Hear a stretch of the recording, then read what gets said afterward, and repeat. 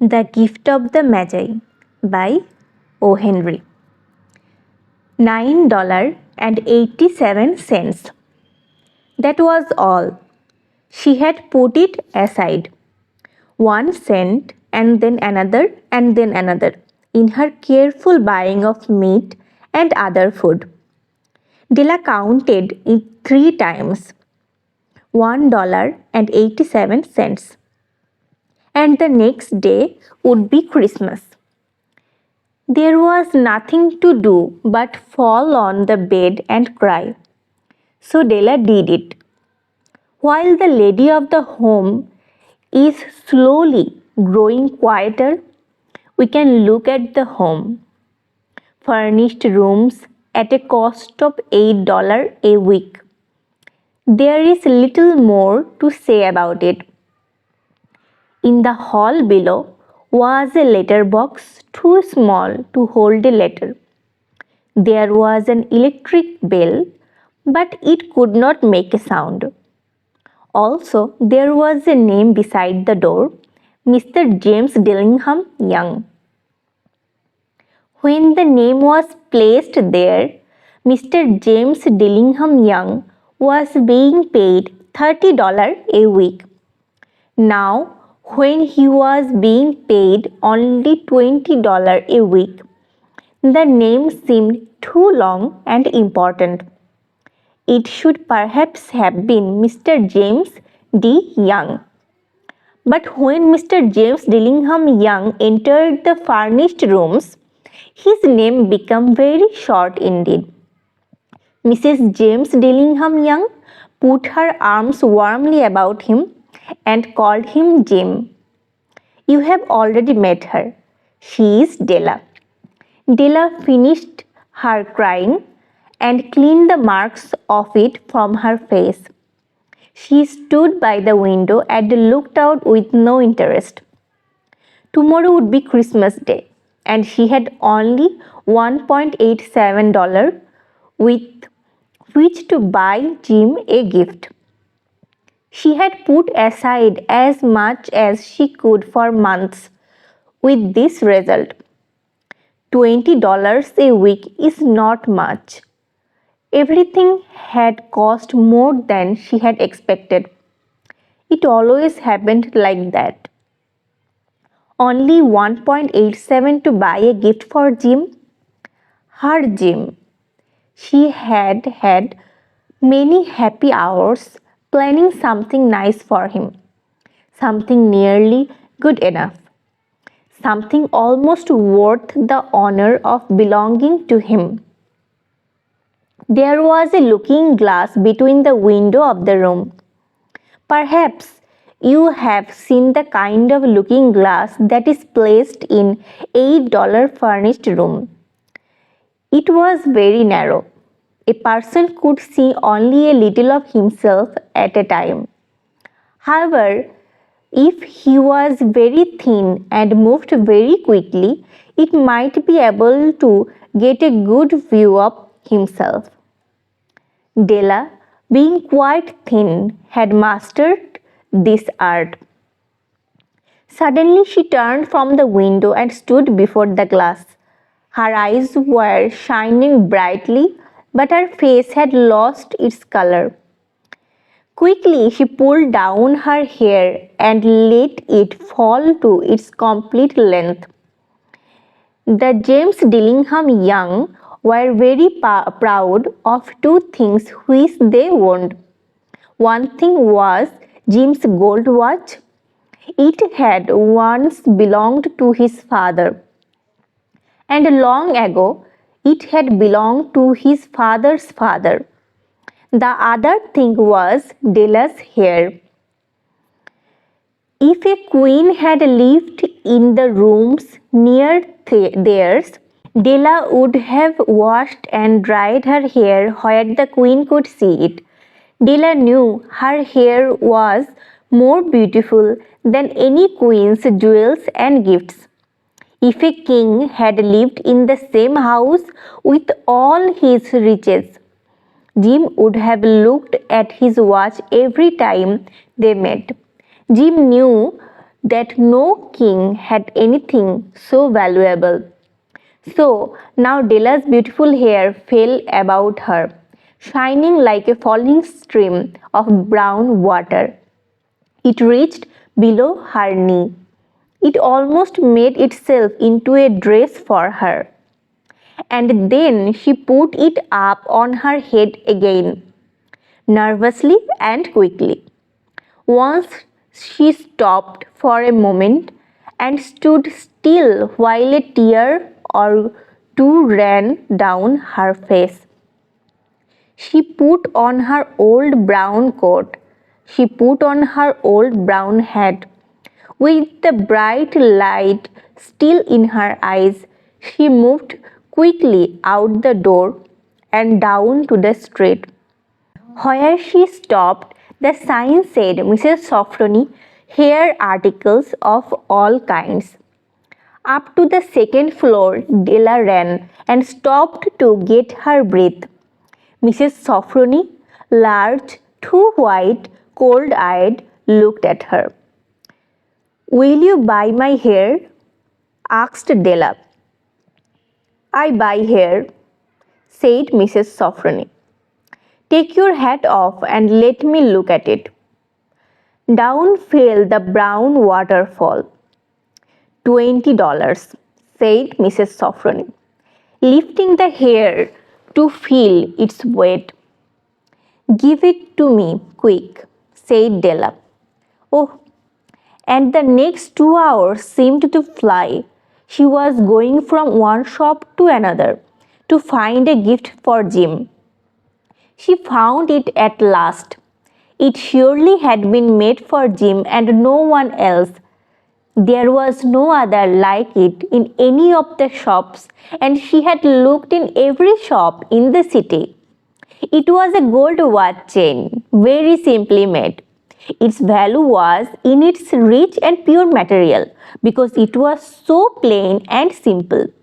You knew that it was very valuable. All good things are like this. It was good enough for the watch. As soon as she saw it, she knew that Jim must have it. It was like him, quietness and value. Jim and the chain both had quietness and value. She paid $21 for it, and she hurried home with the chain and 87 cents. With the chain on his watch, Jim could look at his watch and learn the time anywhere he might be. Though the watch was so fine, it had never had a fine chain. He sometimes took it out and looked at it only when no one could see him do it. When Della arrived home, her mind quieted a little. She began to think more reasonably. She started to try to cover the sad marks of what she had done. Love and large-hearted giving, when added together, can leave deep marks. It is never easy to cover these marks. Dear friends, never easy. Within 40 minutes, her head looked a little better. With her short hair, she looked wonderfully like a schoolboy. She stood at the looking glass for a long time. "If Jim doesn't kill me," she said to herself, "before he looks at me a second time, he will say I look like a girl who signs and dances for money. But what could I do? Oh, what could I do with $1.87? At 7, Jim's dinner was ready for him. Jim was never late. Della held the watch chain in her hand and sat near the door where he always entered. Then she heard his step in the hall and her face lost color for a moment. She often said little prayers quietly about simple everyday things. And now she said, "Please God, make him think I am still pretty." The door opened and Jim stepped in. He looked very thin and he was not smiling. Poor fellow. He was only 22 and with a family to take care of. He needed a new coat and he had nothing to cover its cold hands. Jim stopped inside the door. He was as quiet as a hunting dog when it is near a bird. His eyes looked strangely at Della, and there was an expression in them that she could not understand. It filled her with fear. It was not anger, not surprise, not anything she had been ready for. He simply looked at her with a strange expression on his face. Della went to him. "Jim, dear," she cried, "don't look at me like that. I had my hair cut off and sold it. I couldn't live through Christmas without giving you a gift. My hair will grow again. You don't care, will you? My hair grows very fast. It's Christmas, Jim. Let's be happy. You don't know what a beautiful, nice gift I got for you." "You have cut off your hair?" asked Jim slowly. He seemed to labor to understand what had happened. He seemed not to feel sure he knew. "Cut it off and sold it," said Della. "Don't you like me now? I am me, Jim. I am the same without my hair." Jim looked around the room. "You say your hair is gone," he said. "You don't have to look for it," said Della. "It's sold, I tell you. Sold and gone too. It's the night before Christmas, boy. Be good to me, because I sold it for you. Maybe the hairs of my head could be counted," she said, "but no one could ever count my love for you. Shall we eat dinner, Jim?" Jim put his arms around his Della. "For 10 seconds, let us look in another direction. $8 a week or $1,000,000 a year. How different are they? Someone may give you an answer, but it will be wrong. The Magi brought valuable gifts, but that was not among them. My meaning will be explained soon."